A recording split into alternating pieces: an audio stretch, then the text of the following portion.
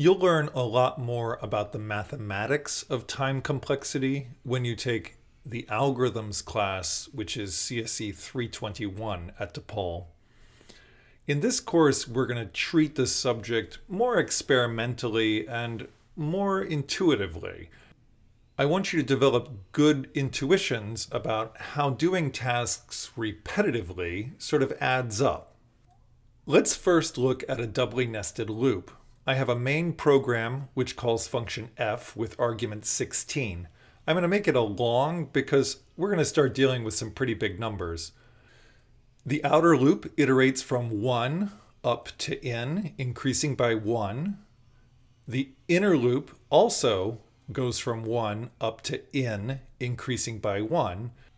And in the loop body, I'll simply print the value of the outer loop index variable. Let's see what we get when we run this. It's a square.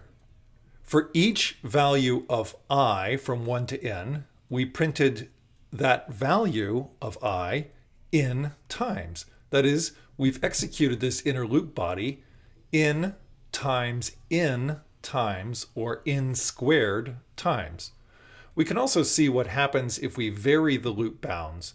Let's suppose instead of having my inner loop go from 1 to n, I have it stop at I. What's the shape I get as a result? It's a triangle. What's a triangle? Well, that's half of a squared. So now we're at about half of n squared. What happens if I go through I geometrically instead of arithmetically? Let's change the inductive step to do multiplication and see what happens. It's the flat pack sum. So I can take all of the numbers that are smaller than 16 and lay them down on top of the 16s and end up with something that's only 2 layers deep. So what I have here is about 2 times n. And what happens if I change my bound of the inner loop back to n? What's happening here is that for each value of I, I'm performing linear work, but I'm only choosing a logarithmic number of values for I. If you want to be precise, the exact amount of work here is n for each iteration of I. How many iterations of I are there? Well, it's actually the logarithm of n plus 1, because there's 5 iterations here, and the logarithm of 16 is 4.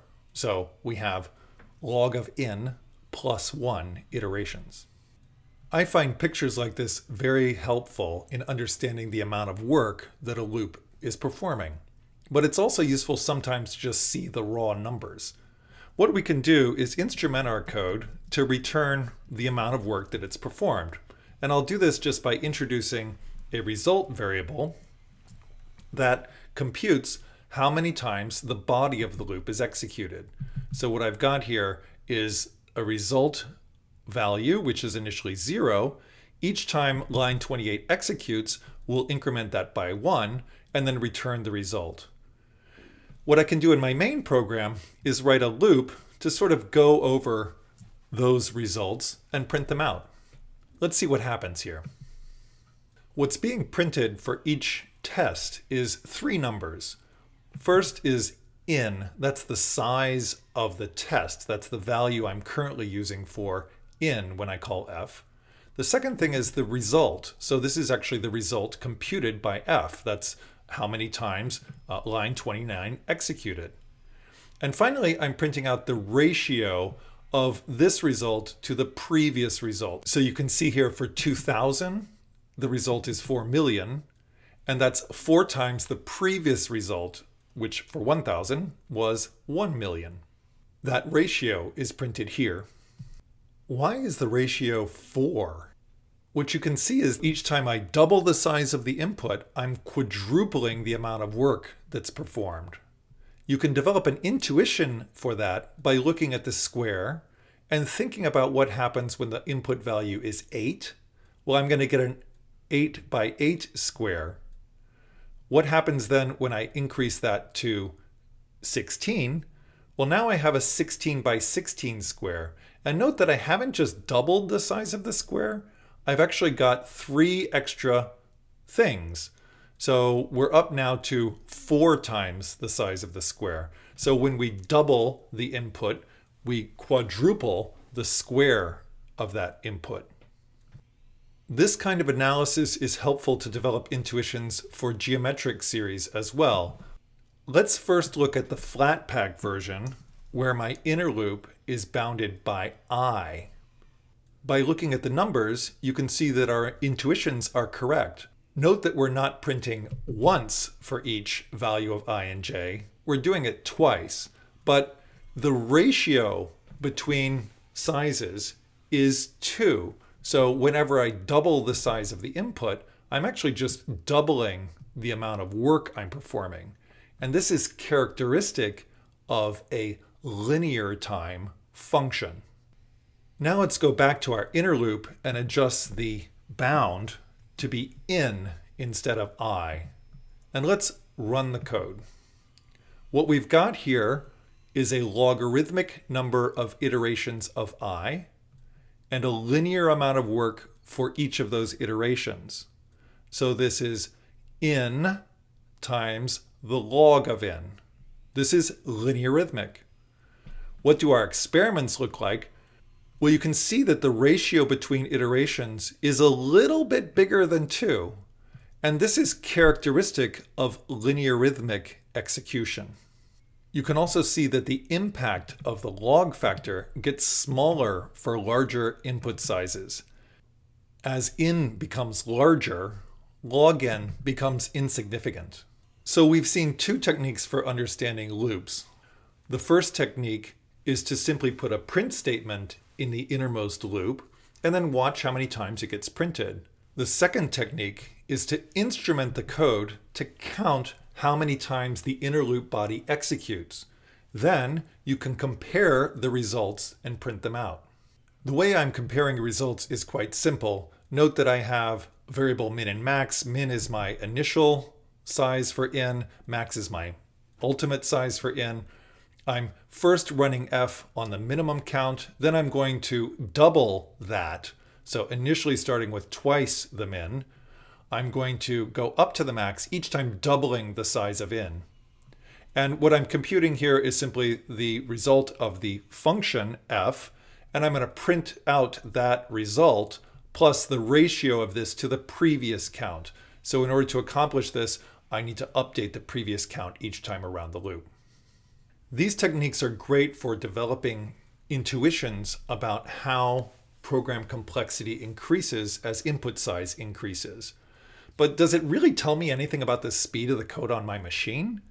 We could check that by looking at a clock and seeing how fast our code runs or doesn't run. But the computer has a clock in it. Why can't we just use that?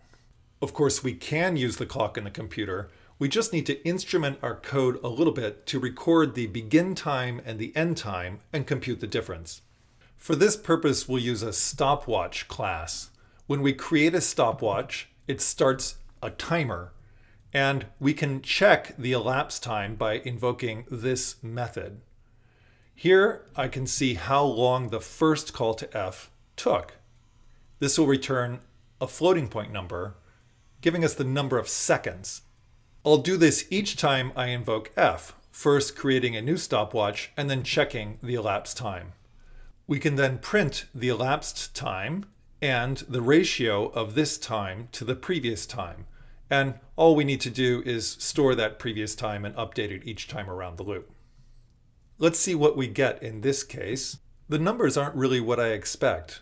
I'm getting zeros for the ratio, I'm getting infinity for the ratio, I'm getting 7, I'm getting 0.5.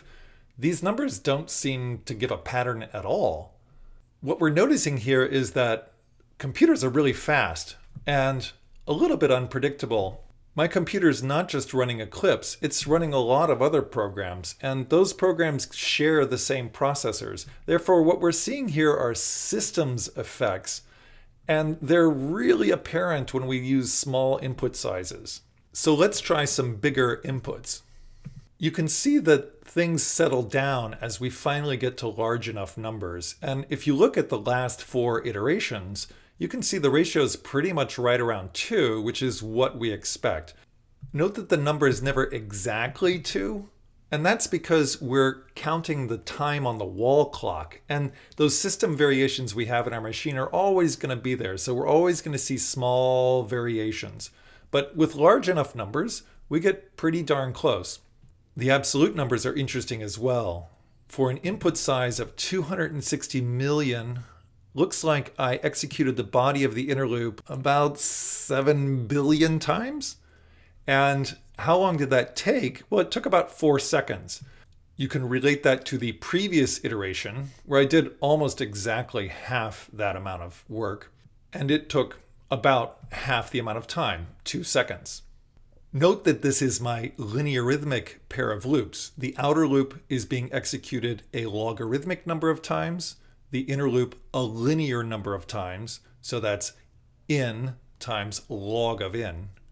The results I get by instrumenting my code are really precise, and you can see the linearithmic quality here. You can see that I'm not really close to 2, and that gets lower and lower. We get closer and closer to 2 as we increase our input size.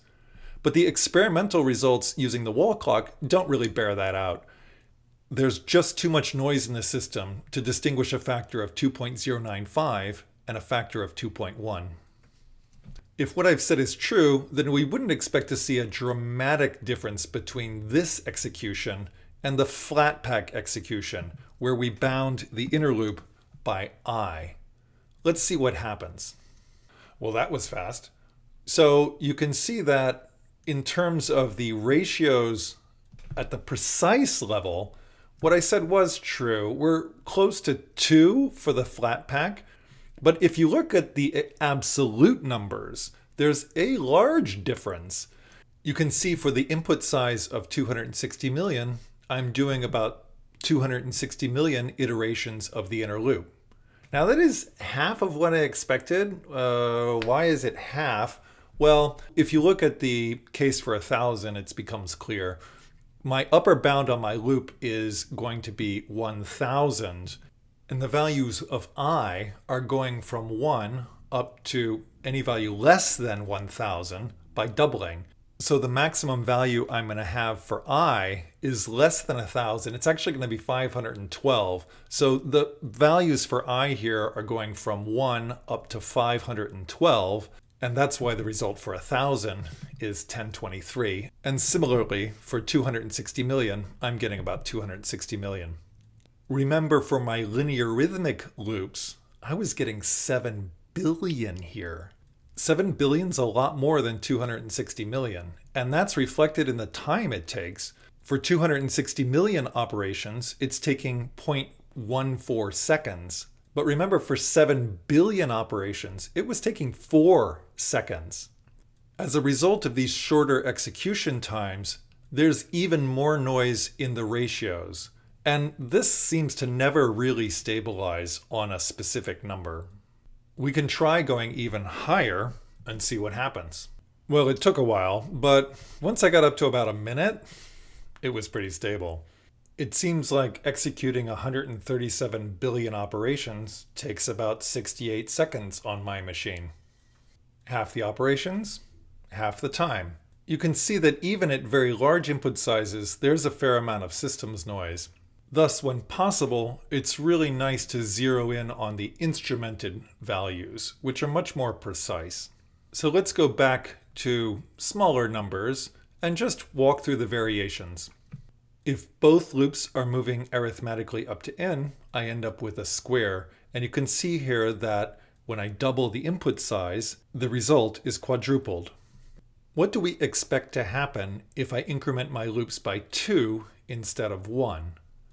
Well, I should get about half the number of rows and half the number of columns. So that would be a quarter the size. And I would expect the absolute numbers to decrease accordingly. So here I'm taking about half a second for my 32,000 input. Let's see what happens if I increment each of these by 2 instead of by 1. And indeed, you can see the square is a quarter of the size. And the absolute number that I'm getting is also about a quarter of what I had before. So instead of half a second, we're down to 0.1 something. One thing that has not changed is the ratio of this iteration to the previous one. There's a similar change if you look at the instrumented result that I've been computing that actually calculates precisely the number of iterations. We're doing about a quarter the number now than we were doing before. So I'm doing 4 times less work. But note that that 4 times is independent of the input size. And therefore, the ratio of the amount of work is still quadrupling every time I double the size of my input. This will hold no matter what the increment may be. Let's suppose instead of going up by 2, I go up by 20.